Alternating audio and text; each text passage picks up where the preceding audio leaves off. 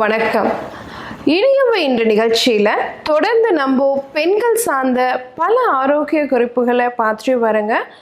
அந்த வகையில் இன்னைக்கு நம்ம சொல்லக்கூடியது, இந்த நெஞ்சு குழியில் எரிச்சல் ரொம்ப அதிகமாக இருக்குது டாக்டர், அந்த இடத்துல வலிக்குது, அதற்கான காரணங்கள் என்ன, அதற்கான தீர்வு என்ன அப்படிங்கிறது தான் இன்னைக்கு நிகழ்ச்சியில் நம்ம பார்க்க போகிறோம். நான் doctor MS. Usha Nandhini, Siddha physician, lotus women care hospital, இந்தியாவின் முதல் பெண்களுக்கான PCOS சித்த மருத்துவமனை, கோயம்புத்தூர், சென்னை மற்றும் பெங்களூர்.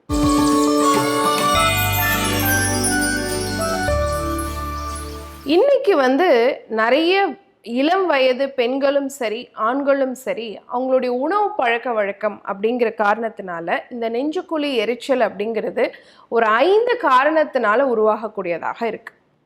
ஒன்று பார்த்தீங்க அப்படின்னு சொன்னால் அசிடிட்டி அப்படின்னு சொல்லக்கூடியது. அதாவது நம்ம சாப்பிடக்கூடிய உணவுப் பொருளில் அதிகமான அமிலத்தன்மை இருக்கும் பொழுது, அமிலம் அதிகமாக சுரக்கும் பொழுது, அதனால வயிற்றினுடைய உள் சுவரில் ஏற்படக்கூடிய வீக்கம், இன்ஃப்ளமேஷன், இதனால் வரக்கூடியது கேஸ்ட்ரைட்டிஸ் அப்படின்னு சொல்லக்கூடியதும் அசிடிட்டி அப்படின்னு சொல்லக்கூடியதும். ரெண்டாவது விஷயம் பார்த்தீங்கன்னா, இந்த மாதிரி அமிலத்தன்மை நாளடைவில் அதிகமாயிட்டே இருக்கும் பொழுது அது வயிற்றினுடைய உள் சுவரில் புண் ஏற்படுத்தக்கூடியதாக இருக்கும். இதை நம்ம அல்சர், வயிற்றுப்புண் அப்படின்னு சொல்கிறோம். இது குடல் புண் காரணமாகவும் ஏற்படலாம். ஆனால் அந்த மேல் வயிற்று பகுதியில் அமிலத்தன்மை அதிகமாகி அதனால் புண் ஏற்பட்டு வலி ஏற்படும் பொழுது அது நெஞ்சு குழியில் எரிச்சலையும் வலியையும் ஏற்படுத்துறதுக்கான வாய்ப்பு இருக்குது. மூணாவது காரணம்னு பார்த்தீங்க அப்படின்னு சொன்னால், இதே அமிலத்தன்மை அதிகமாகி அந்த ஆசிட் சுரப்பு அதிகமாகி உங்கள் உணவு குழலில் தெரிச்சு அதில் இன்ஃப்ளமேஷன் ஏற்படுறது அப்படிங்கிறது ஈசோஃபேகல் ரிஃப்ளெக்ஸ் அப்படின்னு சொல்கிறோம். Castro oesophageal reflex disease, GERD, GERD அப்படின்னு சொல்கிறோம். ஸோ இது எதனால் உருவாகுது? நீங்கள் நைட்டு லேட்டாக சாப்பிட்டுட்டு ஒரு கேப்பே இல்லாமல் உடனே போய் படுத்துடுறது. உதாரணத்துக்கு ஒரு 9 மணிக்கு சாப்பிட்றீங்க வச்சுக்கோங்களேன், 9:30 மணிக்கெல்லாம் அப்படியே படுத்துக்க போயிடுறது. இல்லை ஒரு 10 மணிக்கு சாப்பிட்டுட்டு உடனே படுக்க போகிறது. இந்த மாதிரியான பழக்க வழக்கம். இரவு ரொம்ப லேட்டாக சாப்பிட்டுட்டு உடனே படுக்க போகிறது அப்படிங்கிறது இந்த உணவு குழலில் குறிப்பாக உங்களுடைய அந்த வயிற்றினுடைய பகுதியில் மேல் பகுதியில் வலியும் எரிச்சலும் ஏற்படுத்தி அதை தொடர்ந்து அந்த அமிலம் தெரிச்சு உணவு குழல் புண்ணாகி அந்த இடத்துல வலி வரதுக்கான வாய்ப்பு இருக்குது அப்படிங்கிறத நம்ம தெரிஞ்சுக்கணும். அப்போ என்ன பண்ணணும்? குறைஞ்சபட்சம் நீங்கள் சாப்பிட்டுட்டு 2 hours கேப் இல்லாமல் தூங்கக்கூடாது. அதாவது படுக்கிற பொசிஷனுக்கே போகக்கூடாது அப்படிங்கிறத தெரிஞ்சுக்கணும். ஸோ இதை 4வது காரணம் அப்படின்னு எடுத்துக்கிட்டிங்கன்னா, உங்களுடைய பித்தப்பையில் ஏற்படக்கூடிய பிரச்சனை. உதாரணத்துக்கு பித்தப்பையில் பாலிப்பாக இருக்கலாம், பித்தப்பை கற்களாக இருக்கலாம். அதை தொடர்ந்து இந்த நெஞ்சுக்குழியில் ஒரு எரிச்சலும் வலியும் ஏற்படுறதுக்கு வாய்ப்பு இருக்கிறதா சொல்லப்படுது. 5வது காரணம் அப்படின்னு பார்த்தீங்கன்னா, கணையத்தில் ஏற்படக்கூடிய பிரச்சனை. சில பேருக்கு கணையத்தில் இருக்கக்கூடிய வீக்கம், இன்ஃப்ளமேஷன், அதனால் உடனடியாக உருவாகக்கூடியதாக இருக்கலாம், அக்யூட்டாக இருக்கலாம், அல்லது க்ரானிக்காக ரொம்ப நாட்பட உங்களுடைய பழக்க வழக்கங்கள்னால வந்திருக்கலாம்.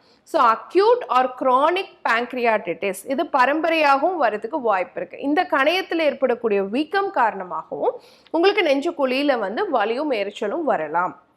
இதை தவிர்த்து கல்லீரல் கொழுப்பு, இதுவும் ஒரு முக்கியமான காரணம். ஃபேட்டி லிவர் அப்படின்னு நம்ம சொல்கிறோம். இன்னைக்கு நிறைய பேருக்கு கிரேட் 1 ஃபேட்டி லிவர் இருக்கு இல்லைங்களா, அவங்களுக்கு எல்லாருக்குமே இந்த நெஞ்செரிச்சல் வரத்துக்கும் நெஞ்சுக்குழியில் ஒரு வலி வரத்துக்கும் வாய்ப்பு இருக்குது. ஸோ நான் இப்போ சொன்ன முக்கியமான இந்த 5 காரணங்களை நீங்கள் ஞாபகம் வச்சுக்கணும். அப்போது என்ன செய்யணும்? அமிலத்தன்மை அதிகமாக இருக்கக்கூடிய உணவுகளை எடுக்கக்கூடாது. அதே சமயம் நேரத்துக்கு சாப்பிட்றணும்.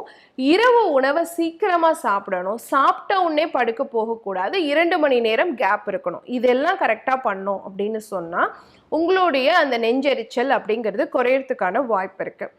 நீங்கள் நிறைய அமிலத்தன்மை நிறைந்த உணவுகள், குறிப்பாக இன்னைக்கு நிறைய பார்த்தீங்கன்னா ரெடிமேட் மிக்சஸ்லாம் இருக்கு. நீங்க நிறைய கிரேவிஸ்லாம் கடையில வாங்குறீங்க இல்லையா?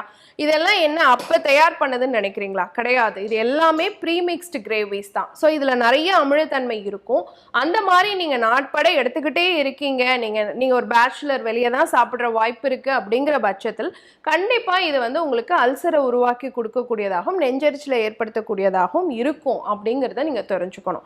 அப்போ நிறைய காரத்தன்மை வாய்ந்த உணவுகள் எடுத்து அமிலத்தன்மை வாய்ந்த உணவுகளை குறைக்கும் பொழுது மட்டும்தான் இந்த நெஞ்சுக்குழி எரிச்சலையும் வலியும் தவிர்க்க முடியும். நீங்க தொடர்ச்சியா ஆன்டாசிட் மாத்திரைகளை போட்டுக்கிட்டே இருக்கீங்க, அமிலத்தன்மையை குறைக்கிறதுக்கு மாத்திரையை போட்டுக்கிட்டே இருக்கீங்கன்னு வச்சுக்கோங்களேன், அது டைஜஷன் இம்பேர்மெண்ட் அப்படிங்கறத உருவாக்கும். அதாவது நம்ம உணவு செரிக்கணும் அப்படின்னு வச்சுக்கோங்களேன், ஒரு குறிப்பிட்ட அமிலம் தேவை, அந்த அமிலத்தன்மை இருந்தாதான் செரிமானம் ஆகும்.